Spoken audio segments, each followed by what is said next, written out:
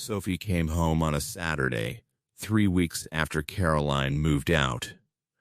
I remember the exact day because I had spent that morning finally throwing away the 2 coffee cups from the kitchen table, the ones I'd left sitting there, unwashed, for longer than I want to admit to you.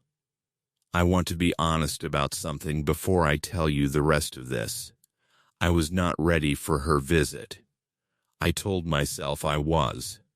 I had rehearsed, in the shower, in the truck, at that same kitchen table, exactly how I would explain everything, calmly, fairly, without turning her mother into a villain, even though some small, tired part of me wanted to.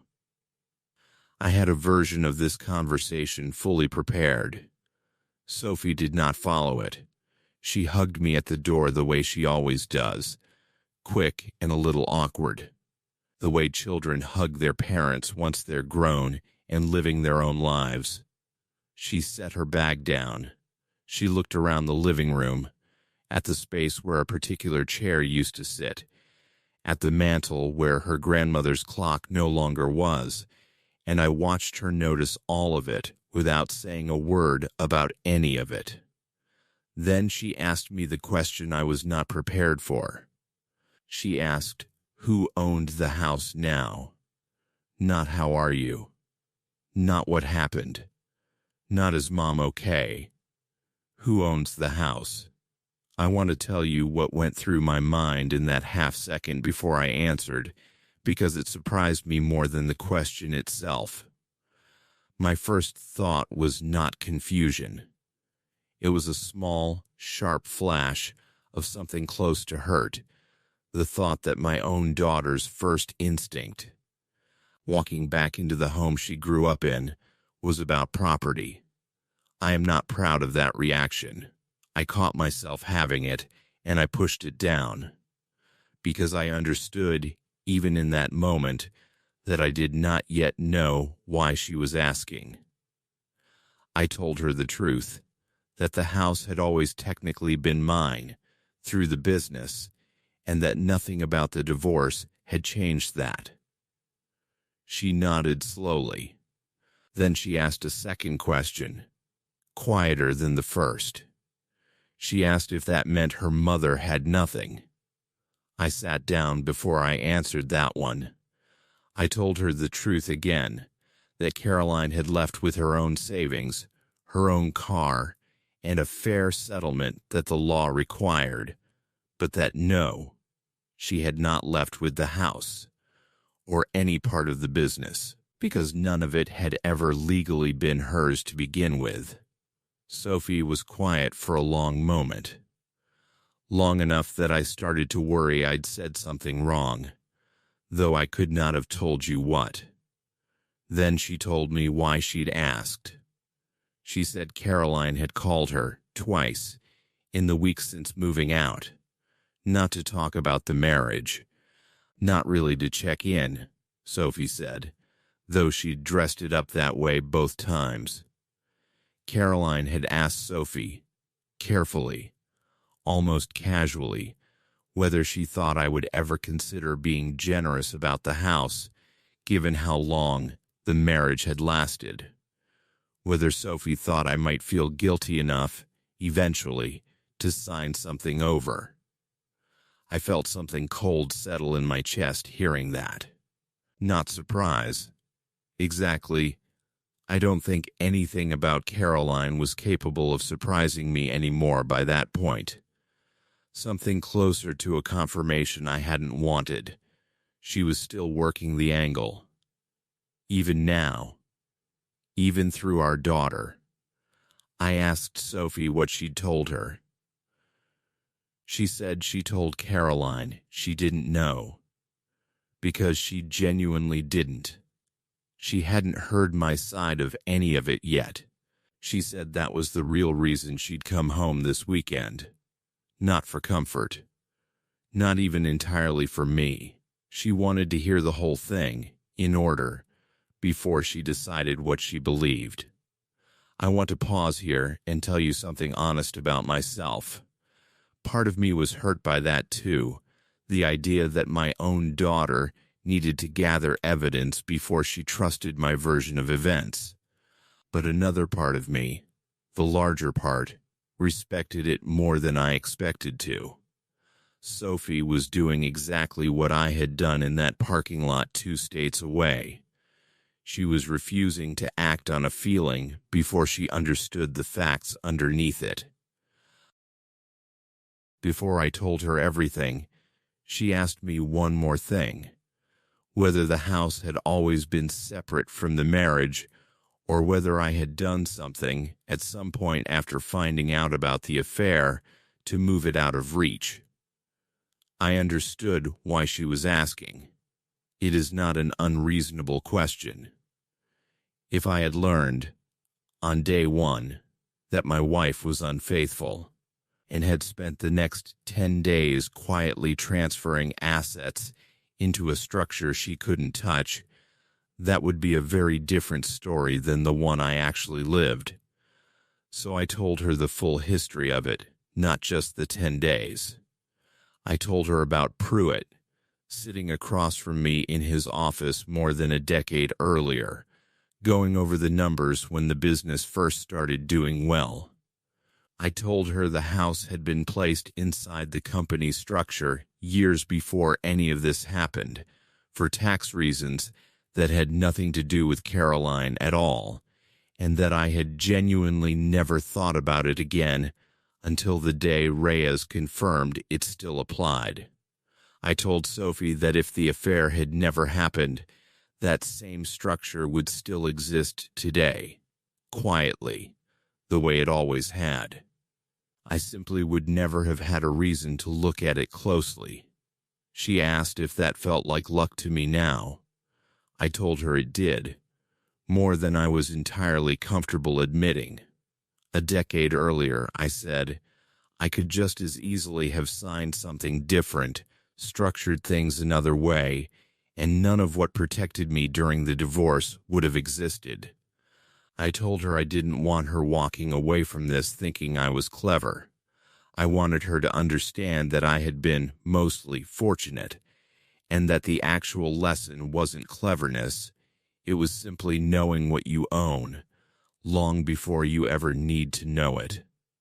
So I told her everything, all of it, slowly, over the next 2 hours, sitting at that same kitchen table. The leak, Marcus's text, the 10 days, Pruitt, Reyes, the deed. I did not soften Caroline's role in it, and I did not exaggerate it either. I tried, as best I could, to give my daughter the version of this story that was simply true, without shaping it to make myself look better than I'd actually been. She asked hard questions in the middle of it. She asked why I hadn't told Caroline immediately, the day I found out. She asked, at one point, whether I had ever considered that staying silent for 10 days was its own kind of dishonesty. I did not have a perfectly clean answer for that. I told her I had thought about it many times since, and that I still believed it was the right call for protecting what was mine, but that I understood how it might look like something else from the outside. I don't think she fully agreed with me. I think she respected that I didn't pretend otherwise. Near the end of the conversation, she told me something about her own marriage that I had not expected, and that shifted the whole rest of the afternoon. She said she and her husband, Daniel, she has always found it strange that she married a man with my name, and so have I. Had been arguing more than usual lately, mostly about money, about whose name was on what, about a car loan he'd taken out without fully discussing it with her first. Nothing on the scale of what happened between Caroline and me, she said. But it had made her think, watching all of this unfold in her own family, about how little she actually understood of her own financial situation. I asked her, gently, what she meant by whose name was on what. She admitted, a little embarrassed, that she wasn't entirely sure whose name was on their own mortgage. She thought it was joint. She had never actually checked. Hearing her say that, sitting at the same table where I had once shown Caroline a deed she'd never bothered to read, was one of the harder moments of that whole weekend for me. Not because I thought her husband was hiding anything, but because I recognized immediately the exact shape of the blindness that had cost me 18 years of assumption. I did not lecture her. I want you to know that, because I was tempted to. I simply told her what Pruitt had once told me, years ago, before any of this began. That trust and paperwork are not opposites, and that understanding exactly what you own and what you don't is not a betrayal of love. It's simply a form of respect for your own future. She sat with that for a while. Then she asked if I would help her go through her own accounts sometime, just to understand where things actually stood. I told her, of course. I think that was the moment I understood why she'd really come home that weekend. Not for the story, not even entirely for reassurance, but because watching her parents' marriage collapse over exactly the kind of blindness she recognized creeping into her own life had frightened her more than she wanted to say out loud.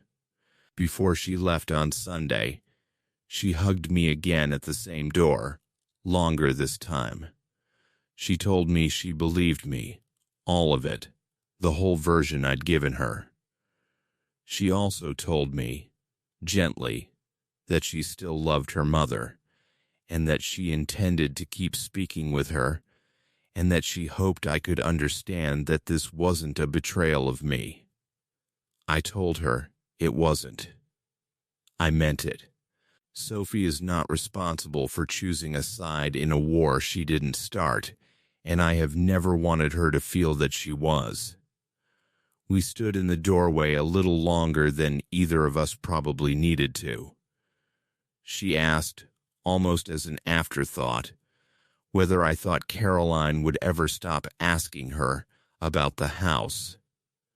I told her the truth, that I didn't know, but that Sophie didn't owe her mother an answer just because the question kept coming. She could simply say, every time, that it wasn't hers to discuss. I watched something settle in her face when I said that, like I'd given her permission for a boundary she hadn't quite let herself draw on her own yet. She got in her car around 4 that afternoon. I stood in the driveway and watched her pull away, the same way I'd once watched Caroline's car turn the same corner weeks earlier. Except this time the feeling in my chest was almost entirely different. Not grief. Something closer to a cautious, uncertain relief.